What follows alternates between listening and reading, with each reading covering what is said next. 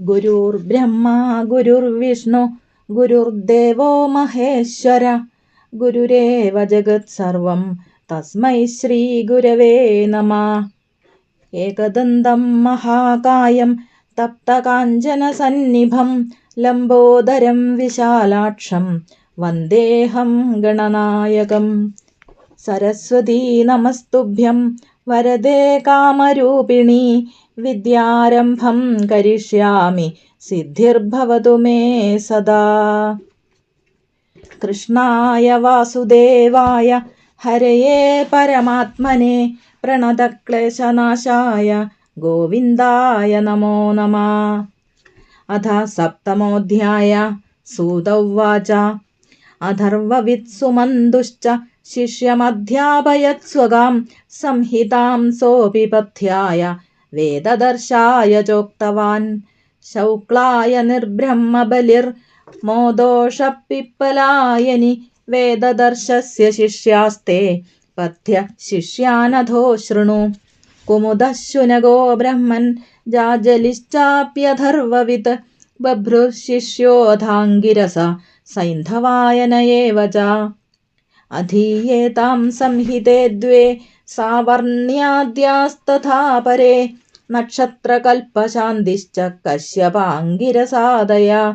ഏതേ ആധർവണാചാര്യാ ശൃണു പൗരാണികാൻ മുനേ ത്രയ്യാരുണി കശ്യപശ്ച സാവർണിരകൃതവ്രണ. വൈശമ്പായനഹാരീതൗ ഷഡ്വൈ പൗരാണികാ ഇമേ അധീയന്തവ്യാസശിഷ്യാത് സംഹിതാം മത്പിതുർമുഖാത്. ഏകൈകാം അഹം ഏതേഷാം ശിഷ്യഃ സർവാസമധ്യഗാം കശ്യപോഹം ച സാവർണീ രാമശിഷ്യോ കൃതവ്രണ. അധീമഹി വ്യാസശിഷ്യാത് ചതസ്രോ മൂലസംഹിത. പുരാണലക്ഷണം ബ്രഹ്മൻ ബ്രഹ്മർഷിഭിർനിരൂപിതം ശൃണുഷ്വ ബുദ്ധിമാശ്രിത്യ വേദശാസ്ത്രാനുസാരത. സർഗോസ്യാഥ വിസർഗശ്ച വൃത്തിരക്ഷാന്തരാണി ച വംശോ വംശാനുചരിതം സംസ്ഥാ ഹേതുരപാശ്രയ. ദശഭിർലക്ഷണൈർയുക്തം പുരാണം തദ്വിദോ വിദു കേചിത് പഞ്ചവിധം ബ്രഹ്മൻ മഹദൽപവ്യവസ്ഥയാ. അവ്യാകൃതഗുണക്ഷോഭാൻ മഹദസ്ത്രിവൃതോഹമ ഭൂതമാത്രേന്ദ്രിയാർത്ഥാനാം സംഭവ സർഗ ഉച്യത്തെ. പുരുഷാനുഗൃഹീതാനാം ഏതേഷാം വാസനാമയ വിസർഗോയം സമാഹാരോ ബീജാത് ബീജം ചരാചരം. വൃത്തിർഭൂതാനി ഭൂതാനാം ചരാണാമചരാണി ച കൃതാ സ്വേന നൃണാം തത്ര കാമാച്ചോദനയാപി വാ. രക്ഷാച്യുതാവതാരേഹ വിശ്വസ്യാനുയുഗേ യുഗേ തിര്യങ് മർത്യർഋഷിദേവേഷു ഹന്യന്തേ യൈസ്ത്രയീദ്യുഷാ. മന്വന്തരം മനുർദേവാ മനുപുത്രാസുരേശ്വര ഋഷയോ അംശാവതാരാശ്ച ഹരേ ഷഡ്വിധമുച്യത്തെ. രാജ്ഞാം ബ്രഹ്മപ്രസൂതാനാം വംശസ്ത്രൈകാലികോന്വയ വംശാനുചരിതം തേഷാം വൃത്തം വംശധരാശ്ച യേ. നൈമിത്തികപ്രാകൃതികോ നിത്യ ആത്യന്തികോ ലയ സംസ്ഥേതികവിഭിഃ പ്രോക്താ ചതുർധാസ്യ സ്വഭാവത. ഹേതുർജീവോസ്യ സർഗാത് സർഗാദേരവിദ്യാകർമകാരക യം ചാനുശയിനം പ്രാഹുരവ്യാകൃതമുദാപരേ. വ്യതിരേകാന്വയോ യസ്യ ജാഗ്രത്സ്വപ്നസുഷുപ്തിഷു മായാമയേഷു തദ്ബ്രഹ്മ ജീവവൃത്തിഷ്വപാശ്രയ.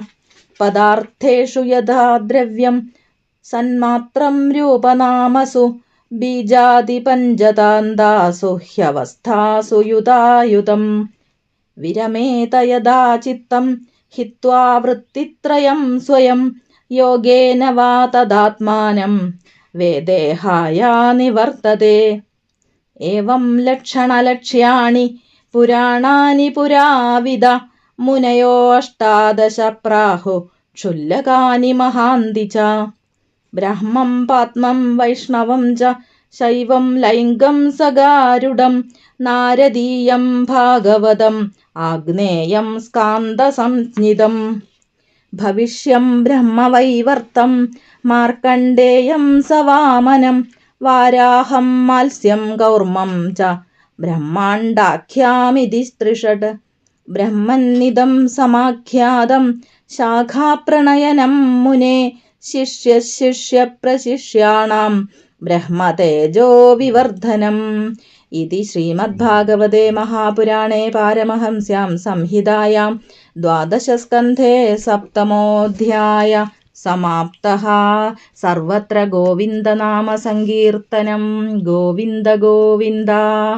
കായേന വാചാ മനസേന്ദ്രിയൈർവാ ബുദ്ധ്യാത്മനാ വാ പ്രകൃതേ സ്വഭാവാൽ കരോമി യദ്യൽ സകലം പരസ്മൈ നാരായണായേതി സമർപ്പയാമി. ഓം നമോ ഭഗവതേ വാസുദേവായ. ഓം ഗുരുഭ്യോ നമഃ. ഗംഗണപതേ നമഃ. സംസരസ്വത്यै നമഃ. സദാശിവസമാരംഭാം ശങ്കരാചാര്യമധ്യമാം അസ്മദാചാര്യപര്യന്താം വന്ദേ ഗുരുപരമ്പരാം. അഖിലഗുരുവായ ശ്രീ ഗുരുവായൂരപ്പനെയും എല്ലാ ഭാഗവത ആചാര്യന്മാരെയും ഗുരുക്കന്മാരെയും നമിച്ചുകൊണ്ട് ഇന്നത്തെ പ്രഭാഷണം തുടങ്ങുകയാണ്. 7-ാം അധ്യായം 18 പുരാണങ്ങൾ എന്നുള്ള ആ പ്രകരണമാണ് നമ്മളിവിടെ സവിസ്തരം പറയാൻ പോകുന്നത്. കഴിഞ്ഞ അധ്യായത്തിൽ ഋക്ക്, യജുസ്, സാമവേദം എന്നീ വിഭാഗങ്ങളെ ആണ് നമ്മൾ വിവരിച്ച് ഇനിയും ഇവിടെ ഈ 6-7 അധ്യായങ്ങളിൽ പൊതുവെ പറയുകയാണെങ്കിൽ അത് വേദങ്ങളുടെ ശാഖാവിവരണങ്ങൾ അല്ലെങ്കിൽ വേദത്തിൻ്റെ പ്രത്യേകതകളും ശാഖകളും പുരാണ ലക്ഷണവും സുദീർഘമായിട്ട് പറയുന്നതാണ്. ഈ അധ്യായത്തിൽ അഥർവവേദ വിഭാഗമാണ് ആദ്യം എന്ന് പറയുന്നത്. അത് കഴിഞ്ഞ് പുരാണങ്ങളുടെ വിഭാഗം, ലക്ഷണം ഇവയുടെ നിരൂപണമാണ് നമുക്ക് പറയാനുള്ളത്. അഥർവവേദം പഠിച്ച സുമന്തു മഹർഷി ആ വേദത്തെ തൻ്റെ ശിഷ്യനായ കബന്ധനെ പഠിപ്പിച്ചു. അദ്ദേഹം ആ ശാഖയെ 2ആയി വിഭജിച്ചിട്ട് തൻ്റെ ശിഷ്യന്മാരായ പഥ്യനെയും വേദദർശനെയും ഉപദേശിച്ചു. ഇത് വൈഷ്ണവ പുരാണത്തിൽ ഇത് തന്നെയാണ് പറഞ്ഞിട്ടുള്ളത്. അഥർവവേദം സുമതി സുമന്തുരമിതദ്യുതി ശിഷ്യമധ്യാപയാമാസ കബന്ധം സോപി തദ്വിധാകൃത്വാതു വേദദർശായ തഥാപഥ്യായ ദത്തവാൻ. ഈ വേദദർശൻ എന്തു ചെയ്യുന്നു എന്ന് വെച്ചാൽ തനിക്ക് കിട്ടിയ ഈ ശാഖയെ 4ആയിട്ട് വിഭജിച്ചു. എന്നിട്ട് 4 ശിഷ്യന്മാർക്ക്, അദ്ദേഹത്തിൻ്റെ 4 ശിഷ്യന്മാരാണ് ശൗക്ലായനി, ബ്രഹ്മബലി, മോദോഷൻ, പിപ്പലായനി, അങ്ങനെയുള്ള ആ 4 ശിഷ്യന്മാർക്കായിട്ട് ഉപദേശിച്ചു കൊടുത്തു. ഇതിനു മുമ്പ് നമ്മൾ പറഞ്ഞ പഥ്യന് 3 ശിഷ്യന്മാരുണ്ട്. പഥ്യന് അതിൽ അവരുടെ പേരുകളാണ് കുമുദൻ, ശുനകൻ, ജാജലി. ഇതിൽ ഈ ശുനകന് 2 ശിഷ്യന്മാർ, ബഭ്രുവും സൈന്ധവായനും. ആംഗിരസ ഗോത്രക്കാരനായ ശുനകൻ തൻ്റെ സംഹിതയെ 2ആയിട്ട് വിഭജിച്ച് 2 ശിഷ്യന്മാരെ പഠിപ്പിച്ചു. അതുപോലെ സൈന്ധവായനൻ്റെ ശിഷ്യരായ സാവർണി മുതലായവരും ഈ അഥർവശാഖയെ പഠിച്ചു. അഥർവണാചാര്യന്മാരായ നക്ഷത്രകൽപ്പൻ, ശാന്തി, കശ്യപൻ, അങ്കിരസൻ ഇവരും ശുനക മഹർഷിയുടെ ശിഷ്യന്മാരാണ്.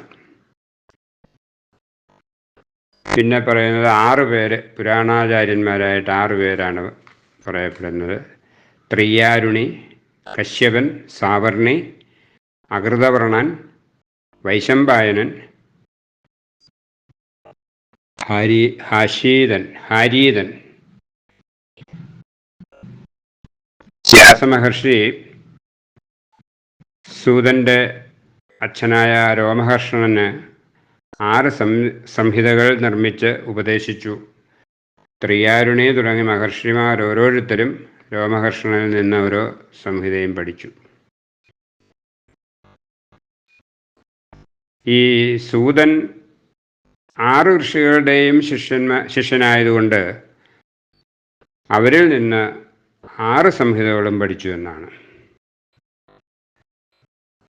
4 മൂലസംഹിതകളെ കശ്യപൻ, ഉഗ്രസ്രവസ്, സാവർണി, അകൃതവ്രണൻ എന്നീ 4 പേര് വ്യാസശിഷ്യനായ രോമഹർഷണനിൽ നിന്ന് പഠിച്ചു. ഇനി പുരാണ ലക്ഷണങ്ങളെ വേദങ്ങൾക്കും ശാസ്ത്രങ്ങൾക്കും അനുസരിച്ച് മഹർഷിമാർ നിശ്ചയിച്ചിട്ടുണ്ട്. ഇവിടെ പറയുന്നത് മഹാപുരാണങ്ങൾക്ക് 10 ലക്ഷണങ്ങൾ. ആ 10 ലക്ഷണങ്ങളിൽ സർഗം, വിസർഗം, വൃത്തി, രക്ഷ, മന്വന്തരം, വംശം, വംശചരിത്രം, സംസ്ഥ അല്ലെങ്കിൽ പ്രളയം, ഹേതു അതാണ് ഊതി എന്നുള്ള, അപാശ്രയം എന്നീ 10 ലക്ഷണങ്ങൾ. പക്ഷേ ചില ഋഷികൾ 4 ലക്ഷണങ്ങൾ, അതായത് സർഗം, പ്രതിസർഗം, വംശം, മന്വന്തരം, വംശാനുചരിതം ഇവയെപ്പറ്റി മാത്രമേ പറയുന്നുള്ളൂ. മഹാപുരാണങ്ങൾക്ക് 10ഉം ഉപപുരാണങ്ങൾക്ക് 5 ലക്ഷണങ്ങളുമായിട്ടാണ് കണക്കാക്കിയിരിക്കുന്നത്. 18 പുരാണങ്ങൾ ഇങ്ങനെയുള്ള ലക്ഷണങ്ങളോടുകൂടി ഋഷികൾ നിർമ്മിച്ചിട്ടുണ്ട്, അല്ലെങ്കിൽ അത് രചിച്ചിട്ടുണ്ട്. അങ്ങനെ ആകെ 18 മഹാപുരാണങ്ങളും 18 ഉപപുരാണങ്ങളും ആണ് ഉള്ളത്. ഇതിൽ 18 മഹാപുരാണങ്ങൾ ബ്രഹ്മപുരാണം, പത്മപുരാണം, വിഷ്ണുപുരാണം, ശിവപുരാണം, ലിംഗപുരാണം, ഗരുഡപുരാണം, നാരദപുരാണം, ഭാഗവതപുരാണം, അഗ്നിപുരാണം, സ്കാന്ദപുരാണം, ഭവിഷ്യപുരാണം, ബ്രഹ്മവൈവർത്ത പുരാണം, മാർക്കണ്ഡേയപുരാണം, വാമനപുരാണം, വരാഹപുരാണം, മത്സ്യപുരാണം, കൂർമ്മപുരാണം, പിന്നെ 18ാമത്തെ ബ്രഹ്മാണ്ഡപുരാണം. സൃഷ്ടിക്രമത്തിൽ ആദ്യം ബ്രഹ്മം. ഈ ബ്രഹ്മം എന്ന് പറഞ്ഞാൽ പരമാത്മാവ് അല്ലെങ്കിൽ ഭഗവാൻ എന്നാണ്. അതിൽ നിന്ന് മൂലപ്രകൃതി ഉണ്ടാകുന്നു. ഈ മൂലപ്രകൃതിയിൽ ലയിച്ചിരിക്കുന്നതായ സത്വാദി ഗുണങ്ങൾ ക്ഷോഭിക്കുമ്പോഴാണ് അതിൽ നിന്ന് ബുദ്ധിതത്വം അല്ലെങ്കിൽ മഹത്തത്വം ഉണ്ടാകുന്നത്. മഹത്തത്വത്തിൽ നിന്ന് നിർവികൽപ്പമായ അഹംബോധം, അത് സത്വഗുണപ്രാധാന്യ നിമിത്തം ആണ്. സാത്വികം, രാജസം, താമസം എന്നീ 3 വിധ അഹങ്കാരങ്ങൾ ഉണ്ടാകുന്നു. നമ്മൾ ഈ കാര്യങ്ങൾ ആധ്യാത്മരാമായണത്തിൽ ആരണ്യകാണ്ഡത്തിൽ നോക്കിയാൽ അഗസ്ത്യസ്തുതിയിൽ പറയുന്നുണ്ട്. നിന്നുടെ നിയോഗത്താൽ മഹത്തത്വത്തിങ്കലേ നിന്നുണ്ടായി വന്നു പുനരഹങ്കാരവും, പുരാമഹത്തത്വവും അഹങ്കാരവും സംസാരവും മഹദ്വേദികളേവം 3 ചൊല്ലിയിടുന്നു. സാത്വികം രാജസവും താമസമെന്നീ വണ്ണം വേദ്യമായി ചമഞ്ഞിത് മൂന്നുമെന്നറിഞ്ഞാലും എന്നാണ് അധ്യാത്മരാമായണത്തിലത് പറയുന്നത്. ഈ സവികൽപ്പമായ അഹംബോധം അല്ലെങ്കിൽ തമോ ഗുണ പ്രാധാന്യ നിമിത്തമാണ് ഈ അഹംബോധം ഉണ്ടാകുന്നത്. അത് താമസാഹങ്കാരം അതിൽ നിന്ന് ശബ്ദസ്പർശരൂപ രസഗന്ധങ്ങളും ആകാശം വായു അഗ്നി ജലം ഭൂമി എന്നീ പഞ്ചഭൂതങ്ങളും ഉണ്ടാകുന്നു. അതുപോലെ രജോ ഗുണാഹങ്കാരത്തിൽ നിന്ന് 5 ജ്ഞാനേന്ദ്രിയങ്ങളും, അതായത് ശ്രോത്രം, ത്വക്ക്, ചക്ഷുസ്, രസന, ഘ്രാണം, പിന്നെ 5 കർമ്മേന്ദ്രിയങ്ങൾ വാക്ക്, പാണി, പാദം, പായു, ഉപസ്ഥം, ഇത്രയുമാണ് ഉണ്ടാകുന്നത്. പിന്നെയുള്ളത് സാത്വികാഹങ്കാരത്തിൽ നിന്ന് ജ്ഞാനേന്ദ്രിയ ദേവതകളും കർമ്മേന്ദ്രിയ ദേവതകളും അന്ധക്കരണ ദേവതകളും അന്ധക്കരണവും ഉണ്ടാകുന്നു. മൂലപ്രകൃതിയിൽ നിന്നുള്ള ഇവയുടെ ഉൽപ്പത്തിക്രമത്തെ സർഗം എന്ന് പറയുന്നു. പുരാണ ലക്ഷണങ്ങളെ, അതായത് 10 ലക്ഷണങ്ങൾ നമ്മൾ നേരത്തെ പറഞ്ഞല്ലോ, ആ മഹാപുരാണങ്ങൾക്ക് ഉള്ളതായ ആ 10 ലക്ഷണങ്ങൾ ഓരോന്നും വിസ്തരിച്ച് പറയുകയാണെങ്കിൽ,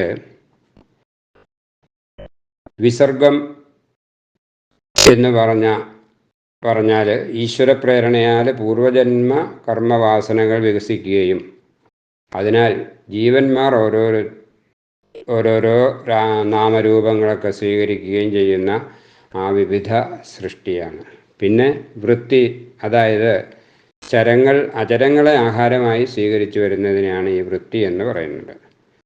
പിന്നെ പറഞ്ഞിട്ടുള്ളത് രക്ഷ, അതായത് ഭഗവാൻ ഓരോ യുഗത്തിലും പക്ഷിമൃഗാദികളായും മനുഷ്യനായും ഋഷിയായും ദേവനായുമൊക്കെ പല പല സ്വരൂപങ്ങളെ സ്വീകരിച്ച് അവതരിച്ച് പ്രപഞ്ചത്തെ രക്ഷിക്കലാക്കുന്ന ആ ലീലയെ ചെയ്യുന്നു. അങ്ങനെയുള്ള ആ ലീലകളെ രക്ഷ എന്ന് പറയുന്നു. പിന്നെ അടുത്തത് മന്വന്തരം. ഇത് പ്രജാപരിപാലന കാലത്തെ ഉദ്ദേശിച്ചിട്ടുള്ളതാണ്. അതായത് 6 സംഘക്കാർ ഒന്നിച്ച് ചെയ്യുന്ന പ്രവൃത്തി എന്ന് പറയാം. ഈ 6 സംഘക്കാരെന്ന് ഉദ്ദേശിക്കുന്നത് മനു, ദേവന്മാർ, മനുപുത്രന്മാർ, ഇന്ദ്രൻ, സപ്തർഷികൾ, പിന്നെ ഭഗവാന്റെ അംശാവതാരം. ഇങ്ങനെ ഈ 6 സംഘം യോജിച്ച് ചെയ്യുന്ന പ്രജാപരിപാലന കാലത്തെയാണ് മന്വന്തരം എന്ന് പറയുന്നത്. പിന്നെ അടുത്തത് വംശാനുചരിതം. അത് ബ്രഹ്മാവിൽ നിന്നുണ്ടായ രാജാക്കന്മാരുടെ ഭൂത വർത്തമാന ഭാവികാല ചരിത്രത്തെയാണ് ഉദ്ദേശിക്കുന്നത്. ഈ പ്രപഞ്ചത്തിൽ സംഭവിക്കുന്ന 4 വിധ പ്രളയങ്ങളായ നിത്യം, നൈമിത്തികം, പ്രാകൃതികം, ആത്യന്തികം, ഇവയാണ് സംസ്ഥ എന്നും വിസർഗങ്ങൾക്ക് കാരണമായ ജീവനെയാണ് ഹേതു എന്ന പുരാണ ലക്ഷണമായിട്ട് പറയുന്നത്. അങ്ങനെയുള്ള ഈ ജീവനെ ചൈതന്യദൃഷ്ടിയിലൂടെ നോക്കുമ്പോൾ പ്രകൃതിയിൽ ശയിക്കുന്നവൻ എന്ന അർത്ഥം വരുന്ന അനുശയി അല്ലെങ്കിൽ അവ്യാകൃതം എന്നും പറയുന്നു. ജാഗ്രത്, സ്വപ്ന, സുഷുപ്തി എന്നീ 3 അവസ്ഥയിൽ വിശ്വൻ, തൈജസൻ, പ്രാജ്ഞൻ എന്നീ രൂപത്തിൽ അറിയപ്പെടുന്നവനും ഈ 3 അവസ്ഥയിൽ നിന്ന് അതീതനുമായിട്ടുള്ള ബ്രഹ്മം, അതുതന്നെയാണ് അപാശ്രയമെന്ന ലക്ഷണമായി പറഞ്ഞത്. ആ ബ്രഹ്മം എല്ലാറ്റിൽ നിന്നും ഭിന്നമാണ്. സാക്ഷി രൂപത്തിലും അധിഷ്ഠാന രൂപത്തിലുമുള്ള ഈ ബ്രഹ്മം തന്നെയാണ് പ്രപഞ്ചത്തിന് തന്നെ ആശ്രയമായിരിക്കുന്നത്. ജാഗ്രത്, സ്വപ്ന, സുഷുപ്തികളെ വിട്ടാലേ മനസ്സ് അല്ലെങ്കിൽ ചിത്തം ശാന്തമായി തീരുകയുള്ളൂ. ആത്മവിചാരം കൊണ്ടോ യോഗാനുഷ്ഠാനം കൊണ്ടോ മാത്രമേ അത് സാധിക്കുകയുള്ളൂ. അങ്ങനെയുള്ള ചിത്തത്തിൽ തത്വമസി, ബ്രഹ്മമാകുന്നു നീ മുതലായ മഹാവാക്യങ്ങളുടെ അനുഭവം ഉണ്ടാകും. ഈ പറഞ്ഞു തന്ന പ്രശിഷ്യ പരമ്പരയിലൂടെ വേദങ്ങളുടെ ശാഖാവിഭജനം കേട്ടാൽ തന്നെ ബ്രഹ്മതേജസ് വർദ്ധിക്കുമെന്ന ഫലശ്രുതിയോടെയാണ് ശ്രീമദ് ഭാഗവതത്തിലെ ഈ അധ്യായം 7 ഉപസംഹരിച്ചിട്ടുള്ളത്. എല്ലാ സുഹൃത്തുക്കൾക്കും ശ്രീ ഗുരുവായൂരപ്പൻ്റെ അനുഗ്രഹം ഉണ്ടാവട്ടെ എന്ന പ്രാർത്ഥനയോടെ